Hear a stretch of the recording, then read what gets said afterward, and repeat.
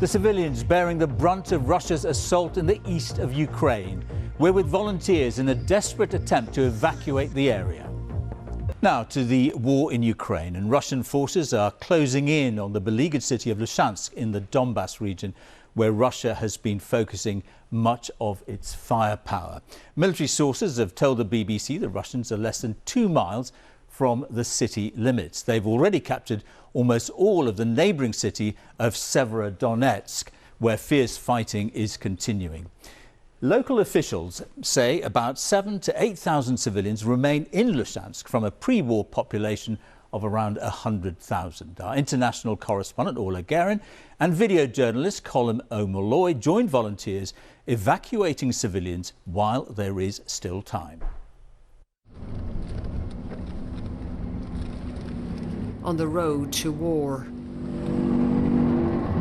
Ukrainian tanks heading towards Lysychansk, laden with troops. We follow a team of volunteers, risking their lives to get others out.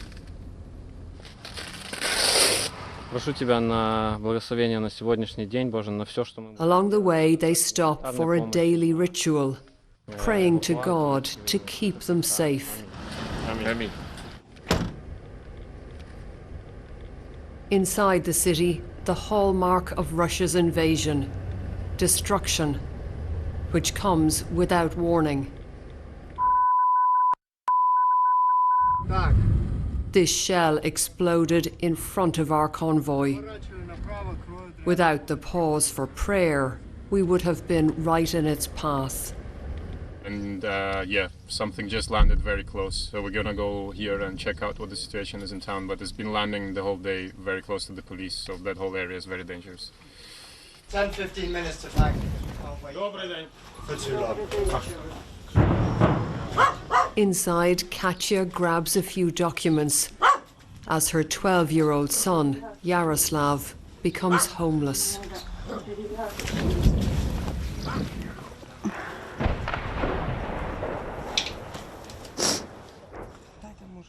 They are leaving with next to nothing. One more family uprooted, like millions of Ukrainians. Now we realize there'll be no happy ending here, Katya says.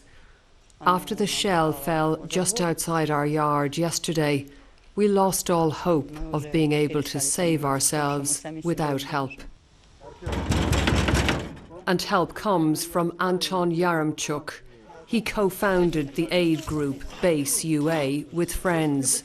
For 2 months, they've been doing rescue missions on the front lines. They bring out Sasha, a suspected stroke victim who has had no medical help for 5 days. Sasha, don't be scared, says a relative. Everything is going to be fine. But Sasha can no longer speak. Are you worried that a lot of people will be left behind, that it will just be too late to reach them? I know for sure. I know for sure that they will be left behind. I know that street fights will happen here for weeks or maybe months, and obviously these people shouldn't stay behind, but they will, and many of them will die or just stay under horrible circumstances for ages. And those who remain are witnessing the death of their city. This was a community arts centre. Lysychansk is being hollowed out by loss. And by anguish. A father cries out over the body of his adult son, killed recently in the fields near home by what looks like a Russian cluster bomb attack. Some still have time to grab their belongings and flee with their children. Like Nina, a mother of 4, clutching her toddler, Katya. She and her family have just emerged from months in a basement.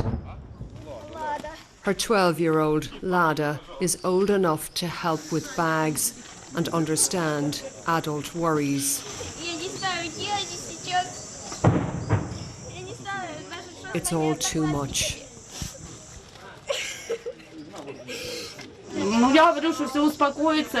Nina says she tries to calm the younger ones by telling them it will all be okay. Well, another family has just been loaded into the truck.